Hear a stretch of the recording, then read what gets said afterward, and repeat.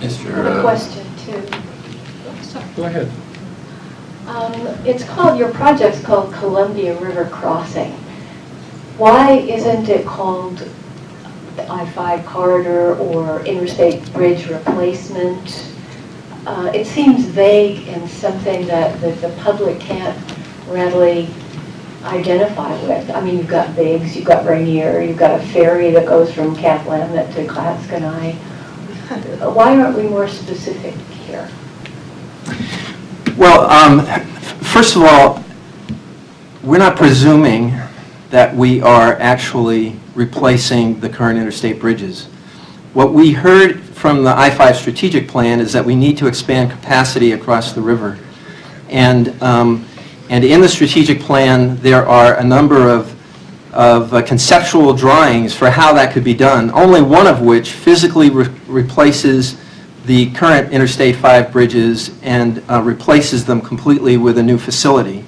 The other concepts that the strategic plan put forward actually recycle the current facilities. One of those bridges was built in 1917 and is on the National Register. The other one was built in 1958, and in 3 years it will be old enough to qualify for the National Register. And we have already heard from some people in the community that these are historic resources that they don't want to see torn out, that they want to see preserved. So I think as we move forward into this process, we will be defining the project. Now, initially we did have the I-5 Columbia River Crossing as the project name.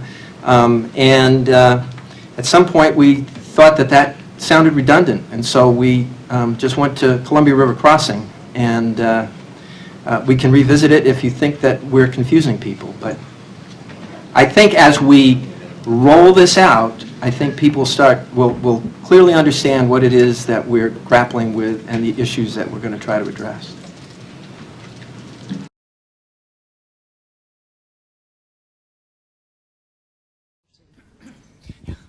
Well, during scoping, it's very possible that the community is going to come to us and say, we want to look at a third corridor.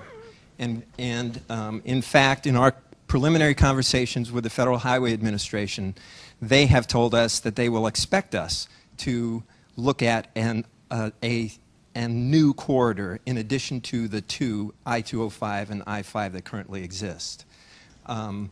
And so those will appear in scoping, and we will have to analyze those and deal with those.